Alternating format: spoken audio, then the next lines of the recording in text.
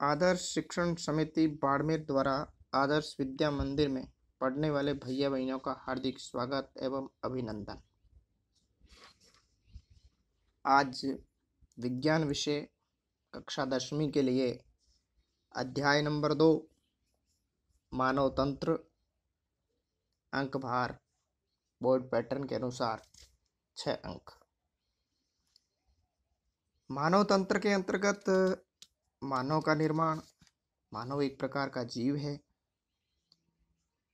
किसी भी शरीर की मूलभूत इकाई जो है कोशिका है। मानव शरीर प्रकृति की एक अद्भुत जटिल संरचना है जो भिन्न भिन्न संरचनात्मक इकाइयों के परस्पर समन्वय द्वारा संचालित होता है। जब जीव की कोशिका का निर्माण हुआ है, वह कोशिका अनेक कोशिकाएं मिलकर एक कोशिकाओं का समूह बना। वह समूह उत्तक कहलाता है। बहुत सारे उत्तक एक ही प्रकार के, एक ही कार्य करने वाले, एक ही संरचना वाले। जब अनेक उत्तक यानी उत्तकों का समूह मिलकर अंगों का निर्माण करते हैं, अंग कहेंगे। शरीर में भिन्न भिन्न प्रकार के अंग एक ही प्रकार के काम करने वाले हैं, एक ही प्रकार के संरचनात्मक रूप में हैं। ऐसे अंगों का समूह तंत्र कहलाता है। और ऐसे ही शरीर में अनेक तंत्र होते हैं और वो तंत्र समस्त तंत्र मिलकर एक जीव का निर्माण करते हैं। तो मनुष्य प्राणी एक जीव है जिनकी मूलभूत शरीर की मनुष्य के शरीर की मूलभूत संरचनात्मक और क्रियात्मक इकाई कोशिका है। समान कार्य करने वाली कोशिकाएं मिलकर उत्तक का निर्माण करती है, जैसे पेशियां, अस्थियां। तंत्र जैसे पाचन तंत्र, श्वसन तंत्र, जनन तंत्र, परिषण तंत्र, उत्सर्जन तंत्र आदि। जब व्यक्ति अपनी ऊर्जा प्राप्त करता है तो ऊर्जा भोजन के रूप में लेता है। वो जो पोषण ग्रहण करता है अपने शरीर की पूर्ति के लिए, वो पूर्ति करने के लिए भोजन के प्रमुख घटक होते हैं, वो पूर्ण रूप से लेने पड़ते हैं। तो भोजन के घटक कार्बोहाइड्रेट, प्रोटीन, वसा, खनिज, लवण, विटामिन, जल है। पाचन तंत्र। इस अध्याय में पहला बिंदु पाचन तंत्र यानी भोजन को पचाने वाला तंत्र।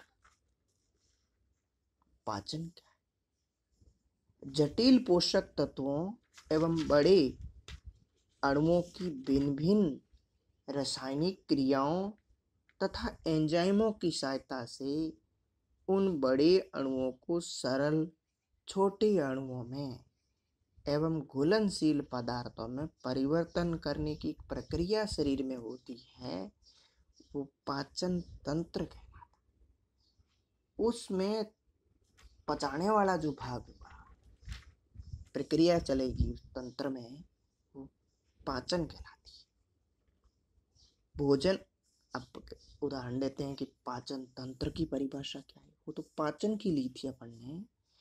पाचन तंत्र भोजन के अंदर ग्रहण करने से लेकर मल त्यागने तक भिन्न भिन्न प्रकार के अंग काम करते हैं, ग्रंथियां काम करती है।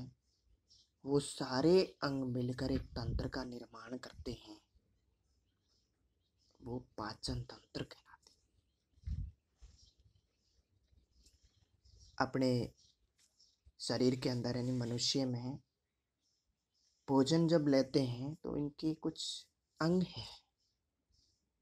भोजन को सामान्यतः पर्यायवाची शब्द आहार है, पूर्ति करने वाला।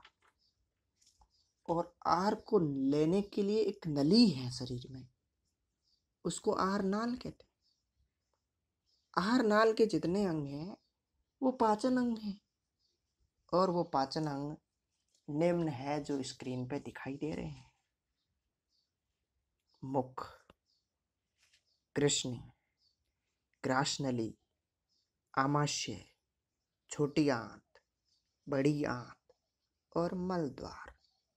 मलद्वार अंतिम बिंदु है आहारनाल का, मुख प्रारंभ है। इसके साथ साथ कुछ पाचक ग्रंथियां भी शरीर में है, वो भी आहारनाल से सम्मिलित है। लार ग्रंथियां, यकृत ग्रंथि, अग्नाशय ग्रंथि, इन ग्रंथियों और नालों से मिलकर पूरा आहारनाल पाचन तंत्र कहलाता है। आहारनाल को पोषण नाल भी कहते हैं। ये मनुष्य में 8 से 10 मीटर लंबी होती है। अब अपन कहते हैं कि भाई आहारनाल है या पाचन तंत्र है, ये कार्य क्या करता होगा, अपने शरीर में क्या काम करता होगा। तो आहार यानी भोजन को सरलीकृत करके पचाता है, पचाने का काम करेगा। पाचन तंत्र का पाचन करने का काम है। तो जो बड़े बड़े अणुभार वाले भोज्य पदार्थ होते हैं, उन भोज्य पदार्थों को सरलीकृत करने का काम करता है। दूसरा है, जो भोजन पचता है, उस पाचन करने से जो पाचक रस बनेगा, पचाने के बाद रस बनेगा, उस आहार का पचित आहार का अवशोषण करता है। तीसरा इसका कार्य है, आहार को मुख से लेकर मल द्वार तक ले जाने का काम भी आहार नाली करता है। अब अपन अगला बिंदु पर चर्चा करते हैं कि पाचन कार्य में काम करने वाले अंग कौन कौन से हैं, उसको विस्तार से समझेंगे। पहला अंग है मुख।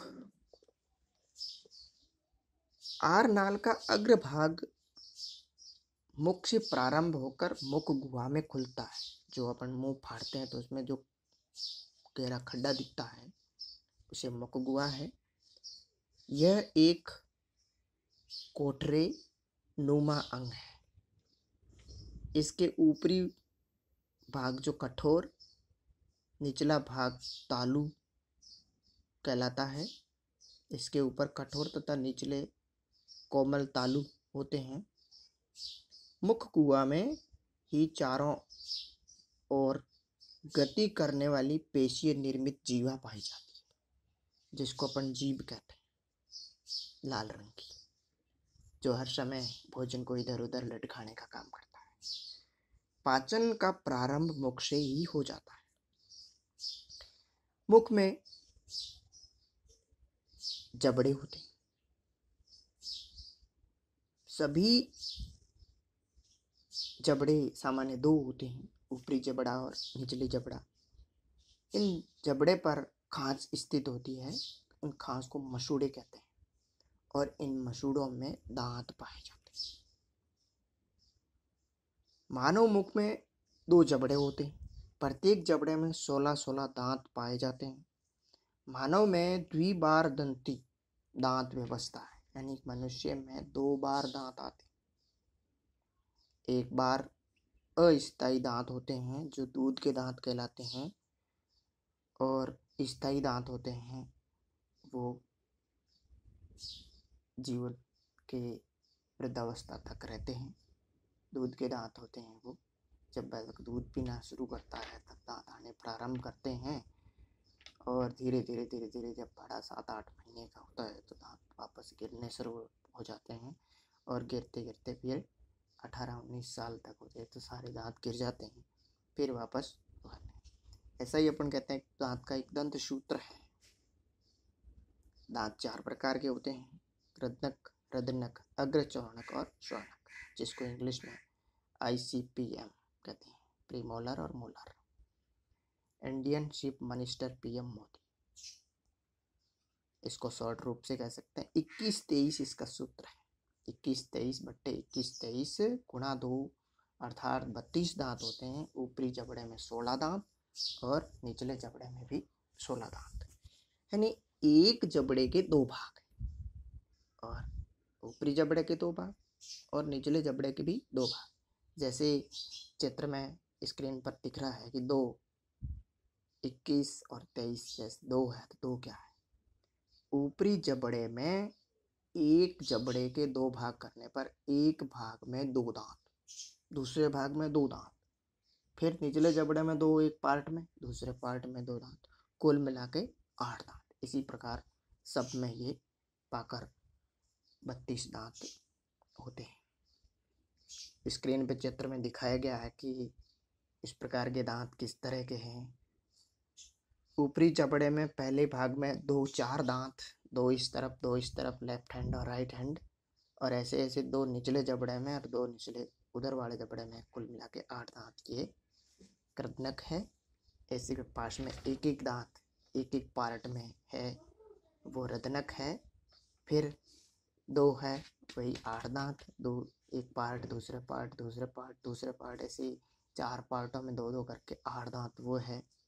ऐसे ऐसे पक्ष भाग में स्वर्णक दांत जो मोलर कहलाते हैं, वो अभी इसी स्क्रीन में नहीं दिखाई दे रहे हैं, लेकिन मुंह फाड़ने पर दिखाई देते हैं, जो अगली स्क्रीन पर दिखाएंगे।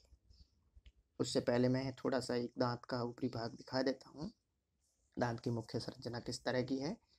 दांत का ऊपरी भाग एनिमल जो सबसे कठोर भाग है जो दिखाई दे रहा है, और इसके निचले भाग में रूट यानी इनकी जड़ें होती है।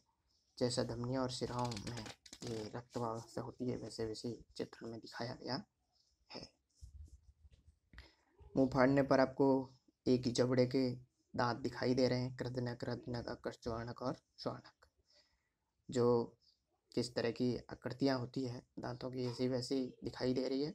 स्वर्णक जो अपन डाढ़ कहते हैं, अगर स्वर्णक जो छोटी डाढ़ है, रदनक जो तीखा दांत है, और कृदनक जो काटने वाला होता है। इस तरह से दांत व्यवस्था है। मानव मुख के जबड़े में 4 प्रकार के दांत हैं। रदनक, ये सबसे आगे दांत होते हैं जो कुतरने या काटने का कार्य करते हैं। 6 माह की उम्र में निकलते हैं। बच्चा जब 6 माह का हो जाता है तो ये दांत उगने प्रारंभ होते हैं। इस प्रकार के दांत मुख में 8 होते हैं, प्रत्येक जबड़े में 4, और जबड़े के पार्ट में देखा जाए 2-2। रदनक, ये दांत भोजन को चीरने फाड़ने का काम करते हैं। जैसे मांसाहारी प्राणी जो होते हैं, मांसाहारी शिकारी जंतु जो होते हैं, उनमें ये अधिक विकसित और नुकीले होते हैं। प्रत्येक जबड़े में 2-2 उनकी संख्या होती है। ये 16-20 माह की उम्र में मनुष्य में निकलते हैं, लेकिन मनुष्य में अधिक विकसित नहीं होते हैं। अग्रस्वर्णक, ये भोजन को चबाने में सहायता करते हैं, सहायक होते हैं। जब छोटा बालक होता, भोजन कम चबाता, तो यही दांत होते हैं। प्रत्येक जबड़े में 4-4 होते हैं। 10 और 11 वर्ष की उम्र पूर्ण विकसित होने पर हो जाते हैं। ये 10-11 वर्ष की उम्र में पूर्ण विकसित ये दांत हो जाते हैं। चौथा पार्ट स्वर्ण, ये दांत भोजन चबाने में सहायता करते हैं। ज़्यादा कठोर भोजन चबाना, अधिक चबाने में यही दांत काम में लिए जाते हैं। प्रत्येक जबड़े में 6-6 दांत होते हैं, सबसे मजबूत।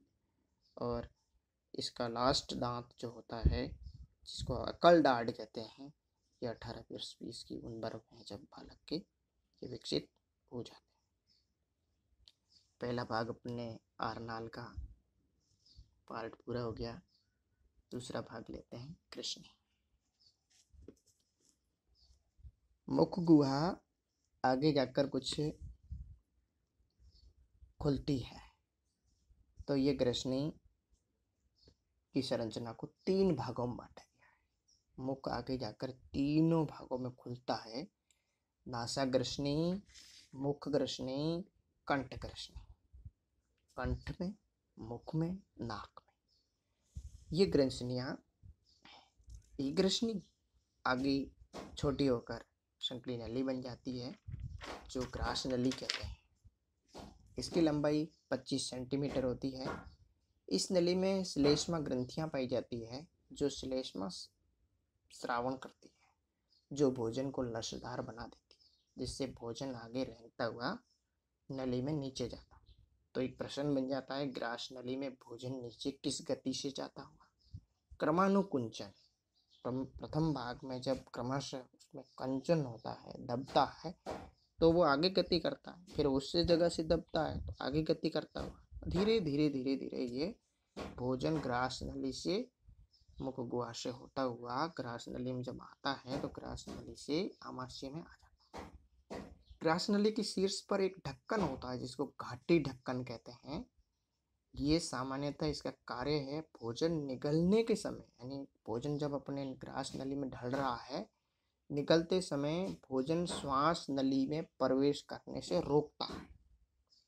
इसका मुख्य काम है कि भोजन जब ग्रास नली में ही जाए, भोजन श्वास नली में जाने से रोकता है। उसके ऊपर एक ढक्कन है जिसको घाटी ढक्कन कहते हैं। स्क्रीन के चित्र में आप देख सकते हैं पाचन तंत्र का चित्रण है। प्रत्येक अंग को देखिए अच्छी तरह से। मुख जीवा है, कृष्णिका है, गुहा भी दिखाई दे रही है, और ग्रास नली से आगे होकर आमाशय, आमाशय के बाद में छोटी आंत, क्षुद्रांत्र, प्रदांत्र, और इसके ऊपर आमाशय के ठीक नीचे अग्नाशय, यकृत ग्रंथि, पित्त नली, पित्ताशय और परिशेषिका जिसको अपेंडिक्स, और लास्ट गुदा द्वार या मल द्वार जिसको कहते हैं। अब ग्रास नली से आगे भोजन आमाशय में पहुंच जाता है तो आमाशय का एक स्क्रीन पर छोटा सा अलग से मैंने चित्रण किया है जो आपको दिखाई दे रहा है। आमाशय जो है एक पेशीय जी आकार की संरचना है। आरनाल का ग्रास नली के आगे का भाग आमाशय कहलाता है। एक थैलीनुमा संरचना होता है। इसका आकार जो है जी आकार का होता है। धारण क्षमता 1 से 3 लीटर होती है। आमाशय को 3 भागों में बांटा गया है। आपको चित्र में दिखा गया कि पहला भाग जठरागम भाग है, दूसरा भाग लास्ट में दिखाई दे रहा है जठरागम निर्गमी भाग है। एक तो जठरागम भाग है और एक जठर निर्गमी भाग है और एक है फंडिश भाग। जठरागम भाग पहले दिखाई दे रहा है। ये बायां बड़ा भाग है जहाँ से कृषिका आमाशय में खुलती है। ग्रास नली आमाशय में खुलती है। पहला चित्रण में पहला अंक दे रखा है वो है। जठर निर्गमी भाग जो है लास्ट, जो आमाशय का दाहिना भाग छोटा भाग है जो आमाशय छोटी आंत से जुड़ा रहता है, उसमें जाकर खुलता है। बीच वाला भाग 3 नंबर दे रखे हैं, फंडिश भाग है। इन दोनों को मध्य होता है, पहला और दूसरे के मध्य भाग है, ये फंडिश भाग कहलाता है। इस आमाशय में 2 प्रकार की अवरोधनियां पाई जाती है। जो ऊपर भाग में देखा जाए तो नंबर 1 लिखा है, उसके ऊपर एक लाल अंक का लाइनें दे रखी है, ये अवरोधनी है ग्रास नली का अवरोधनी।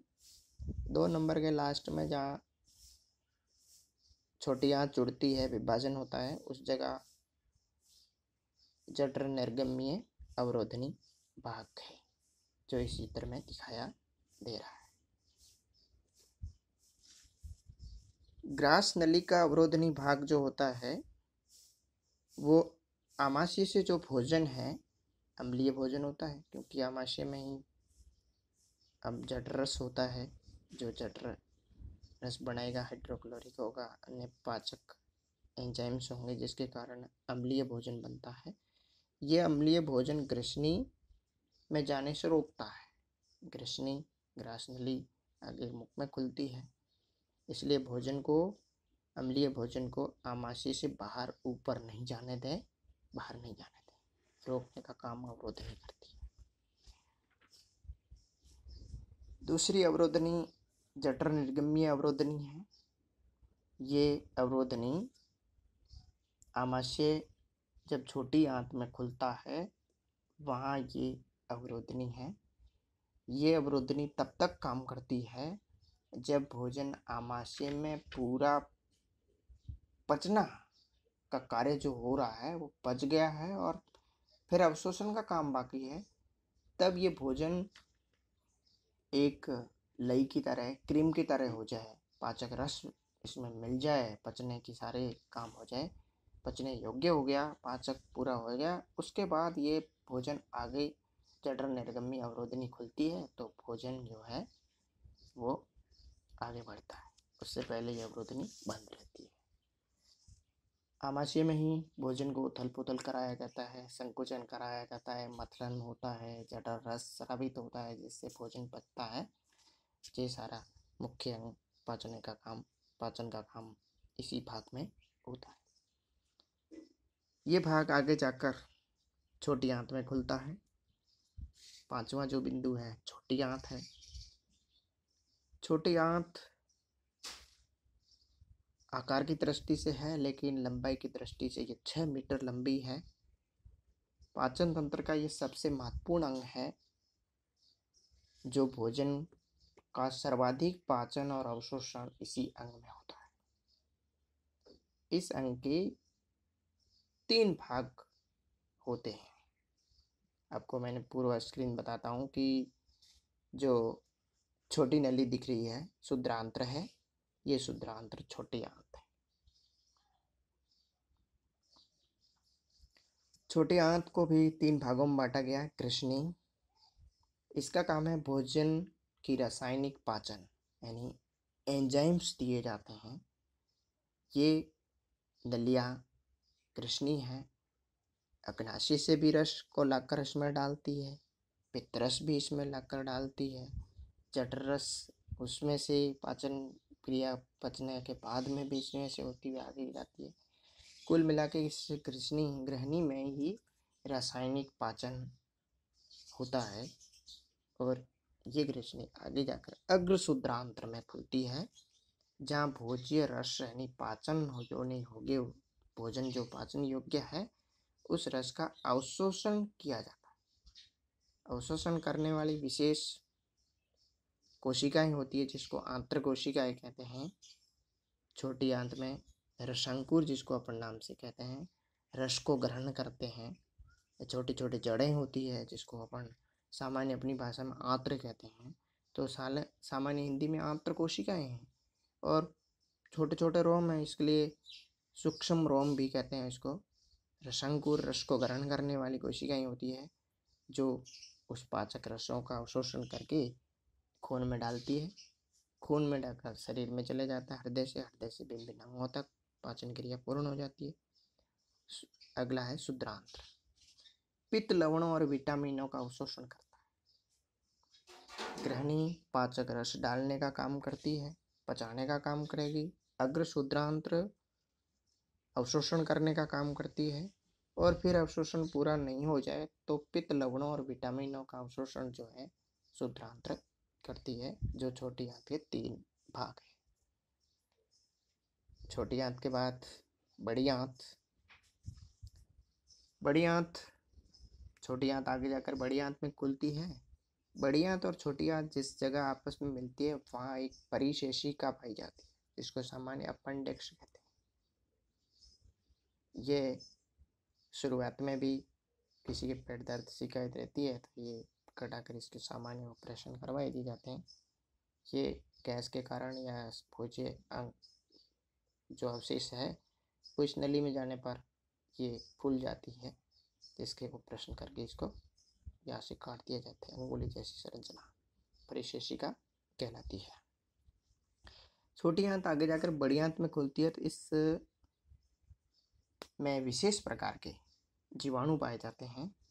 वो जीवाणु अपचित भोजन को किण्वन क्रिया द्वारा सरलीकृत करके पाचन में मदद करते हैं और ये आंत जल और खनिज लवणों का अवशोषण करता है। यानी इस अंग में जल का सबसे ज़्यादा अवशोषण और खनिज लवणों का अवशोषण इसी भाग में होता है। जब अपचित भोजन रह जाता है तो आगे धकेल दिया जाता है और भोजन को मल द्वार में से उत्सर्जित करते हैं। मानव में बड़ी आंत को 3 भागों में बांटा गया है।